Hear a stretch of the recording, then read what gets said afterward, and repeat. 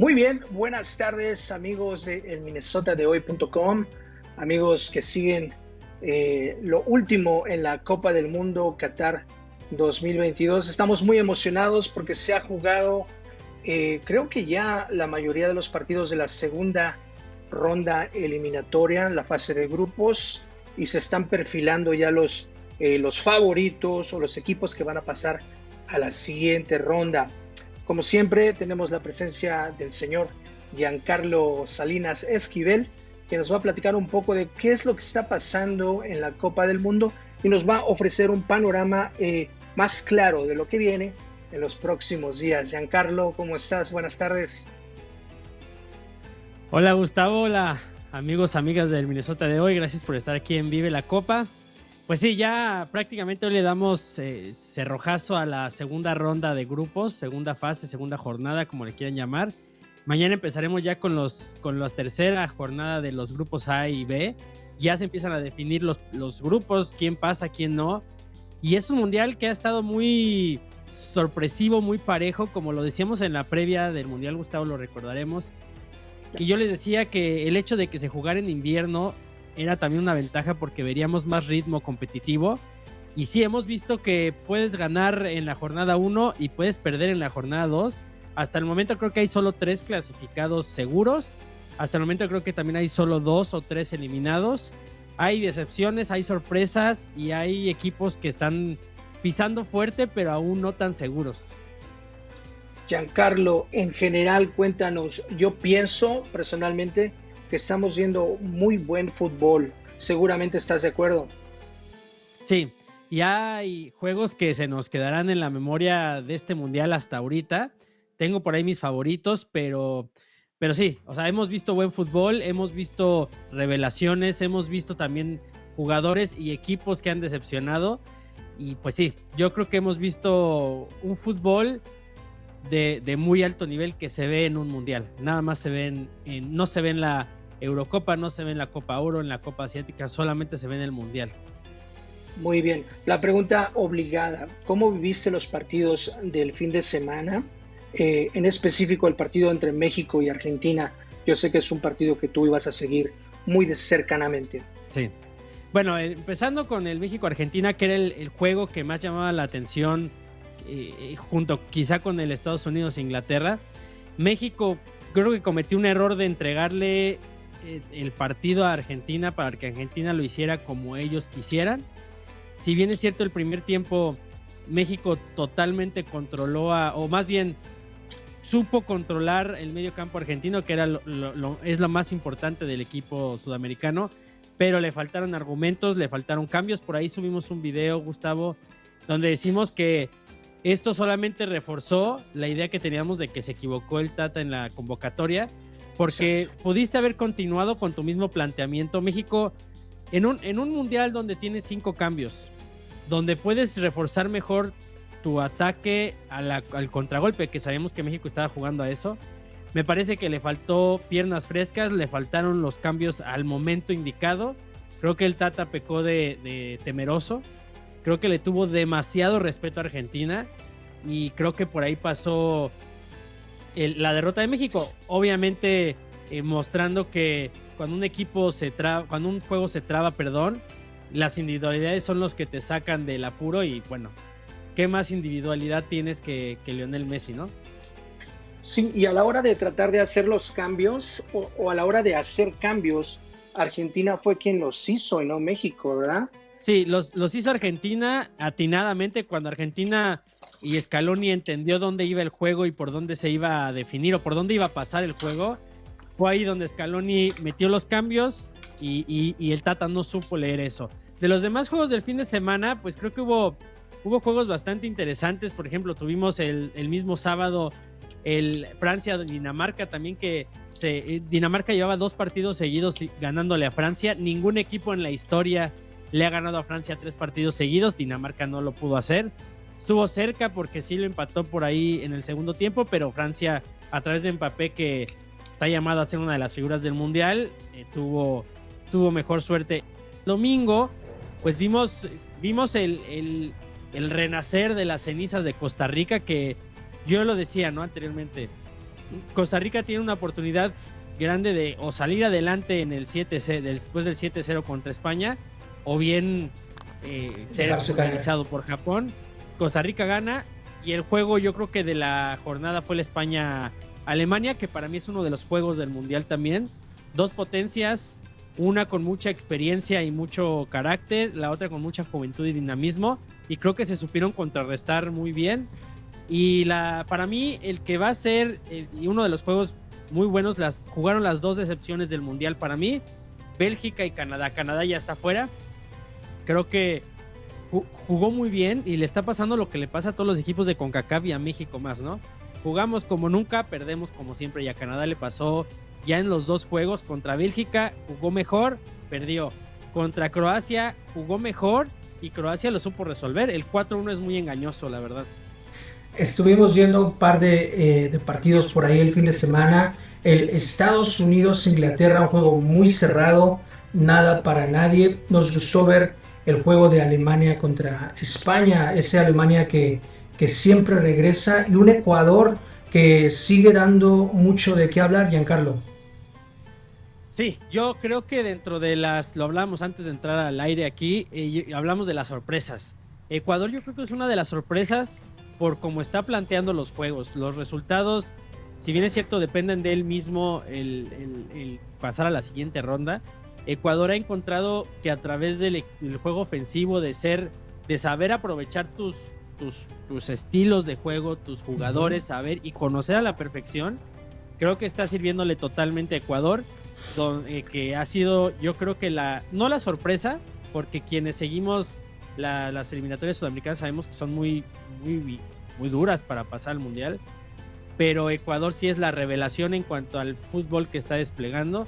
Y de Estados Unidos fue muy mental ese juego, porque Inglaterra es superior totalmente, pero Inglaterra está jugando con el temor de ¿qué pasa si pierdo? ¿Qué va a pasar si pierdo contra Estados Unidos? Me voy a tener que jugar la clasificación contra Gales, que perdió ese día en la mañana, y es Estados Unidos, que obviamente iba a ser más escandaloso, ¿no? El perder contra un rival más histórico que deportivo. Y creo que Inglaterra sale perdiendo anímicamente porque ese juego era para ganarlo, y Estados Unidos sale ganando anímicamente porque ese juego debió perderlo. Vimos a un Pulisic mucho mejor que el partido pasado, y pues ya Estados Unidos, que pensábamos que iba a ser fácil su juego contra Irán, pues resulta que se va a topar con un equipo que va a jugar la clasificación, cuando pensamos que ahorita ya Irán pondría casi a los suplentes porque estaba eliminado. Sí, Irán estaría haciendo, de acuerdo a lo planeado, sus maletas por ahora. Otro equipo que sí me parece está planeando hacer sus maletas es el equipo canadiense. Los resultados no le fueron tan favorables. Sí, este mundial está, como lo decíamos hace ratito, se está convirtiendo en un mundial de grupos muy parejos. Vemos, por ejemplo, encontramos a México, a Alemania, a Canadá y a Uruguay en el fondo de sus grupos, hasta el fondo. Y pues encontramos, por ejemplo, a Ecuador, a Irán, a Australia, a Marruecos y a Ghana como segundos, donde no esperábamos eso. Los eliminados son Qatar y Canadá. Y Canadá sí decepcionó, y creo que decepciona porque no... Creo que lo vimos, Gustavo, en la eliminatoria contra México y contra Estados Unidos. México fue mejor en la eliminatoria en los dos juegos. Estados Unidos fue mejor que Canadá en los dos juegos. Pero Canadá tenía algo que México y Estados Unidos no tuvieron, que fue ser más eficaces. Los balones cuando pasaban por Alfonso Davies eran rápidos, muy verticales. Pero Alfonso Davies, cuando no juega de lateral o de extremo sin responsabilidad de hacer la transición ofensiva, juega mejor. Y cuando su chamba es ser el generador del juego, la pasa mal y no decide muy bien. A pesar de que metió un gol, el primer gol de Canadá en mundiales, creo que a Canadá le faltó experiencia, le faltó colmillo. Se vio que sus jugadores no tienen ese roce, a pesar de estar en equipos importantes, no tienen ese roce en conjunto de anteriores mundiales, porque eso te sirve, ¿no? México pudo haber perdido contra Argentina, pero planteó un juego con personalidad en algunos lapsos del partido, porque sabe lo que es jugar un mundial. Hablemos un poco sobre el fútbol europeo. Siempre existe un equipo en la Copa del Mundo, un equipo que decepciona, y sin embargo siempre existen esos equipos que son totalmente poderosos y que tal vez uno de ellos, especialmente del centro de Europa, pudiera ser el caballo negro de la competencia. El decepción totalmente es Bélgica. Yo creo que Bélgica, a pesar de tener chances de pasar, y aunque pasara, es el equipo que está decepcionando más por lo que se esperaba de ellos, por los jugadores que tienen y por donde se encuentran. Quizá Alemania también, pero Alemania se topó con España y le sacó un punto. Entonces, si bien perdió con Japón, no es tan anormal que pierdas tú en un mundial, pero creo que Bélgica es el que se lleva la decepción europea. Creo que la decepción también viendo quién es la sorpresa, más bien, decías, yo creo que la sorpresa, ya lo decía, Ecuador por su fútbol que despliega. Europeo, híjole, quizá también me ha decepcionado un poquitito Dinamarca. Yo creo que Dinamarca también. Suiza, hoy que lo vimos con Brasil, también se le vio un poquito chato. Y otro que se me estaba olvidando, que ahorita lo estoy viendo aquí en la tabla, es Serbia. A Serbia hoy le sacan un juego donde iba ganando 3-1 y donde era mejor equipo que Camerún, y Serbia se encuentra al final de su grupo, y yo lo dije en algún momento, Serbia estaba llamada a ser un equipo de esos que te incomodan en el mundial, y creo que no le va a alcanzar para competirle a equipos importantes. Entonces creo que por ahí pasa la decepción también. Y sorpresa, te digo, yo me pondría Ecuador, quizá Arabia Saudita, porque a pesar de que perdió también ha jugado muy bien, y Marruecos también tiene un fútbol muy bueno. En el continente americano, por supuesto, Uruguay no se está mostrando al 100% o como nosotros pensábamos se mostraría. Brasil lo está haciendo muy bien, y por supuesto no hay que descartar al equipo argentino. No, y Uruguay es una de las decepciones también del torneo, pero no la quise nombrar porque también no creo que se esperaba más de Uruguay. Quizás se esperaba más futbolísticamente, pero siendo realistas, no es un equipo que esté dentro de los favoritos. Si hablamos de la garra charrúa y de que Uruguay es un equipo histórico, pero creo que sí tenía muchas chances de no pasar en este grupo, porque Ghana y Corea del Sur son equipos que compiten, y me parece que aunque tenga Uruguay posibilidades de pasar, sí está decepcionando en cuanto al fútbol que despliega y en cuanto a teniendo jugadores como Valverde, Cavani, Suárez, Núñez, por ahí Bentancur. No ha metido ni un gol, no ha metido un solo gol. Y Brasil, yo creo que Brasil está dentro de estos equipos que les decía, está tan parejo el mundial que no ha habido un equipo dominante. España metió 7-0, pero tampoco va ahí contra Alemania y lo vapulea, ¿no? Cuando tuvo oportunidad de matar a Alemania y mandarlo a su casa. Yo creo que aquí la cuestión es que no hay un claro dominador, aunque Brasil es el que mejor ha resuelto las cosas, porque Brasil lo que tiene es que puede no pasarla bien, como le pasó hoy contra Suiza. Suiza le puso las cosas difíciles, pero se encuentra con un golazo de Casemiro que se define, lo hablábamos hace rato, a través de individualidades. Brasil tiene, si no está Vinicius, está Anthony del Ajax, si no está Neymar, está Paquetá, está Richarlison, y si no entra Gabriel Jesús.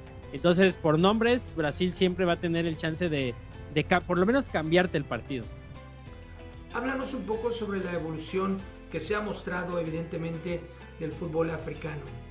Veíamos que era Nigeria, que era quizá Camerún, que era Costa de Marfil en algún momento con Drogba, los que dominaban, o los que eran los equipos africanos que podían mejor salir mejor plantados de un mundial. Ahorita estamos viendo Marruecos trae un equipo, si lo vemos a Marruecos línea por línea, Marruecos trae un equipo muy bueno, muy bueno. De verdad que trae equipos que están repartidos en las ligas europeas más importantes, y yo también creo que por ahí quizá Camerún siempre es un equipo muy físico, de correr mucho, los Leones de Camerún. Yo creo que también por ahí, por ejemplo, tenemos a Senegal, que también Senegal es un equipo competitivo. Todos los africanos compiten. Es muy difícil que llegue un africano al que le puedan golear o que le pueda sacar un resultado de 3 o 4 goles de ventaja, ¿no? Y yo creo que el que se lleva ahorita el más animoso, el que más ha puesto sabor al mundial ha sido Marruecos, porque inclusive Marruecos puede ser líder de su grupo, cosa que nadie esperaba. Marruecos se va a jugar la definición del mundial teniendo el futuro en sus manos, contra Canadá, pero teniendo el futuro en sus manos, porque a pesar de que gane por ahí Croacia, por diferencia de goles inclusive podría pasar. Croacia se va a jugar la vida contra Bélgica, entonces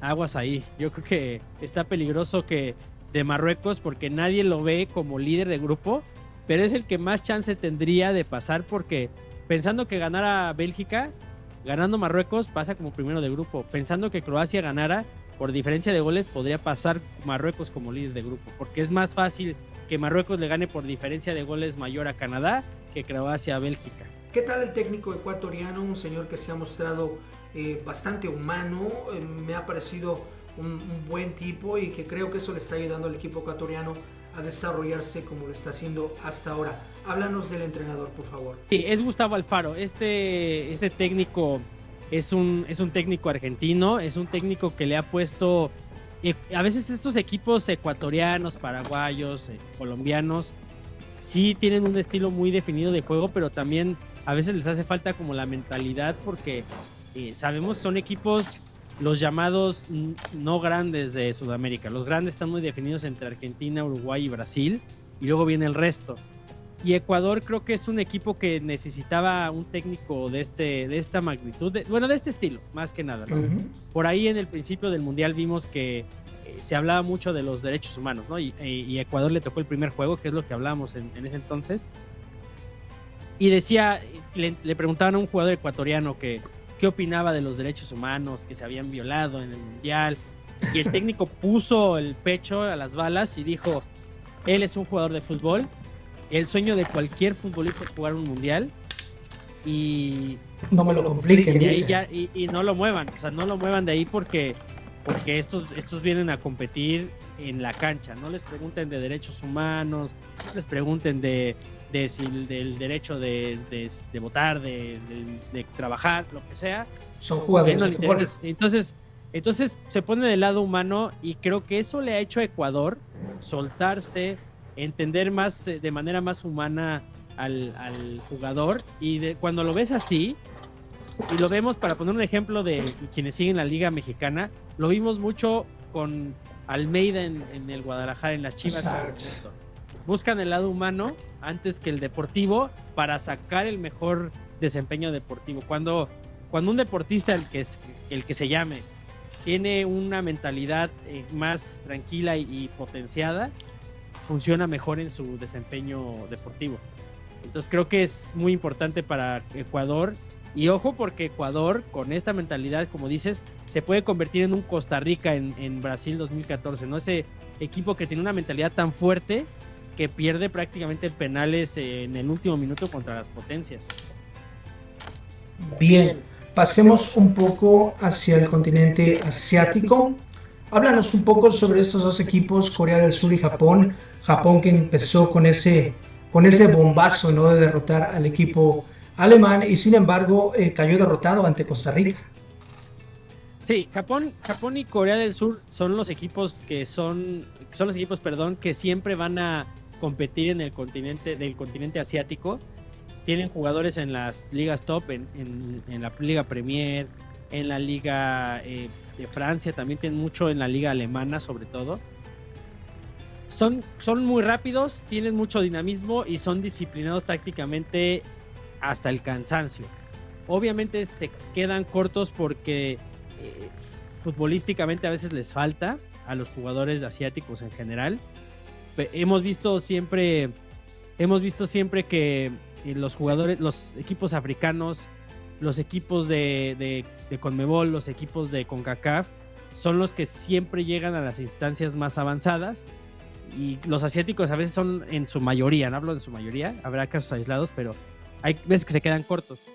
Y yo creo que Corea del Sur y Japón, cuando te los enfrentas, no son equipos fáciles, nunca van a ser equipos fáciles.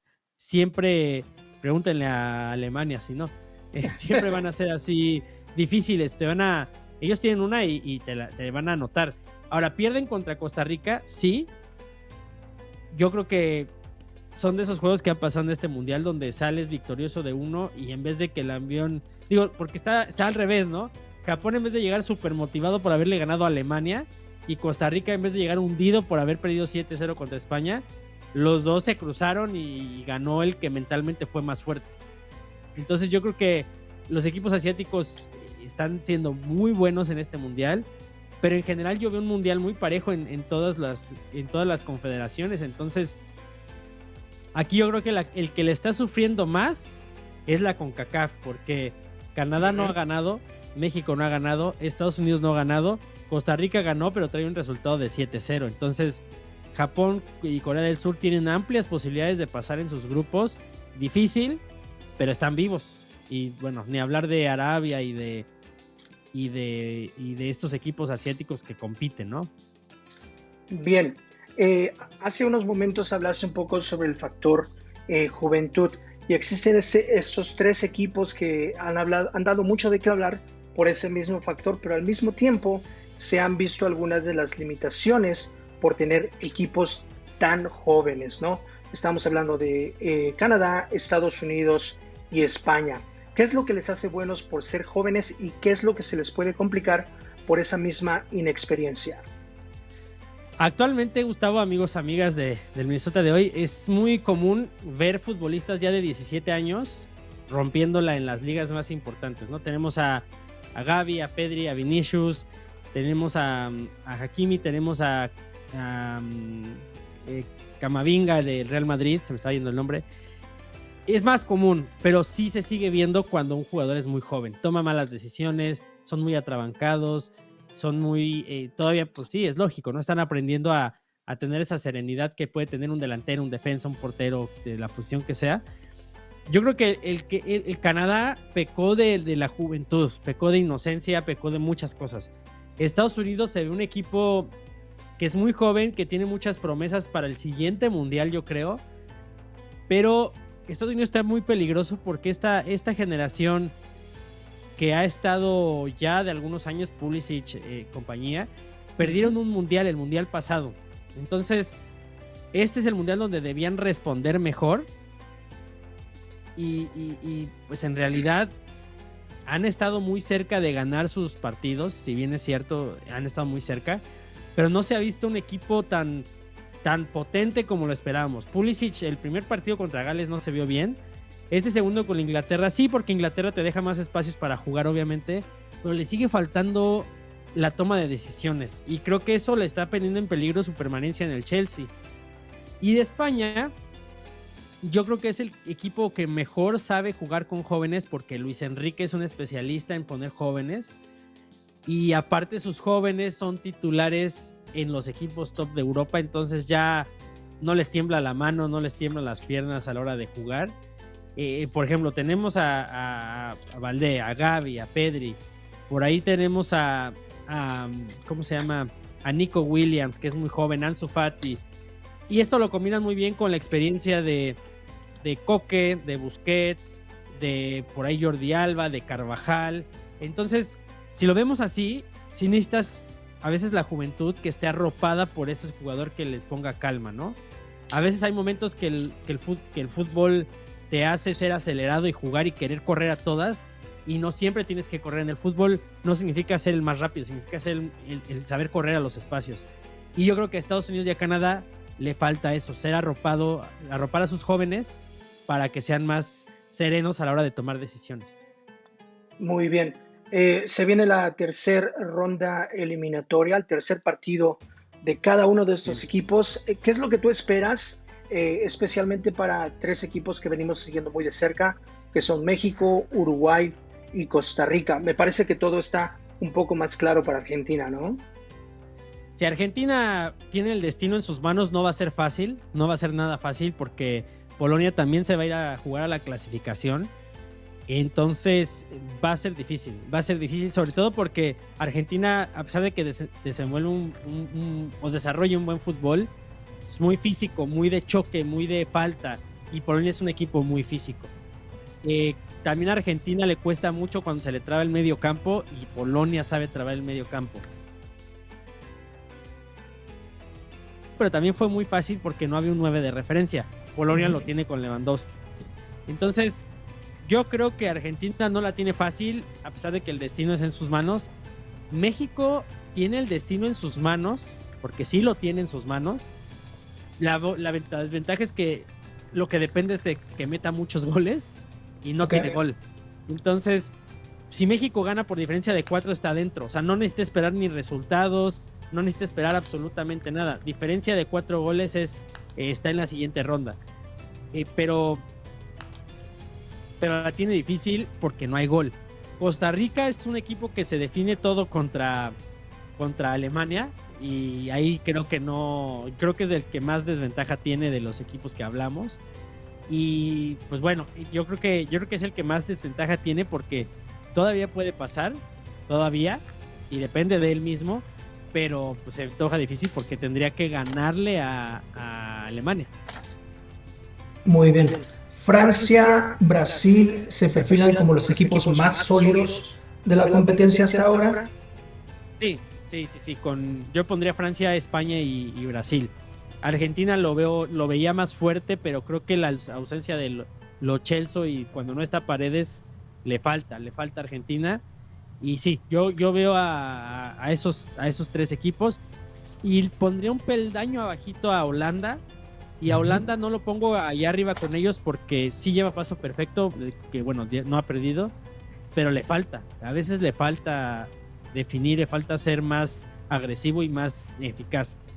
Portugal, a pesar de que tiene los 6 puntos de los 6 posibles, sí veo que no está en ese grupo de los favoritos del Mundial, pero por su camino que se puede abrir, podría estar en semifinales, y Portugal en semifinales es peligroso.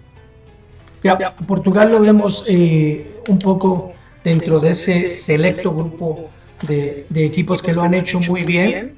De ahí, por supuesto, Brasil se ha mostrado muy completo. Argentina, bueno, no hay que descartarlo. Y bueno, el equipo español que vendremos siguiendo muy de cerca. México juega la vida contra Arabia, y a esperar qué hace Argentina con Polonia, que ojo, Argentina puede quedar eliminado todavía del Mundial, ¿eh? Un empate lo podría dejar fuera, y una derrota, bueno, adiós a su casa prácticamente. Ya, quería hacer la nota de que en lo presupuestado el equipo mexicano, o se pensaba que el equipo mexicano tendría que empatar con Polonia, podría perder con Argentina, y ahora le toca hacer lo que tenía planeado, ¿no? Es que sí, la gente está, y yo lo pondré en mi Facebook y me estaban apedreando mi Facebook diciéndome que era muy optimista, pero está pasando lo que tenía que pasar, lo que todos dijimos que iba a pasar, está pasando. La única diferencia es que no hay gol, que eso es lo alarmante, pero realmente pasó lo que en el pronóstico estaba. Ibas a empatar con Polonia, ibas a perder contra Argentina y tenías que salir a golear a Arabia Saudita. Hasta ahorita está pasando lo que, por eso yo decía, tranquilos, es que no está pasando nada que no estaba presupuestado. Ojo, que todos sabíamos que si pasábamos como segundo con esto que decíamos, íbamos a enfrentar a Francia, cosa que estaba pensada desde que antes del sorteo, ni siquiera 1 o 2 semanas antes del sorteo. La única diferencia fue que estábamos envalentonados porque Argentina perdió y pensábamos que le podíamos ganar, pero en realidad eso es todo, no hay ningún cambio en lo que pasó en el presupuesto. Muy bien, Giancarlo, se nos acaba el tiempo y la batería. Te agradezco mucho por tu tiempo y gracias por compartir todo lo que sabes del fútbol aquí en Vive la Copa con el Minnesota de hoy. Gracias, Balonazo MN.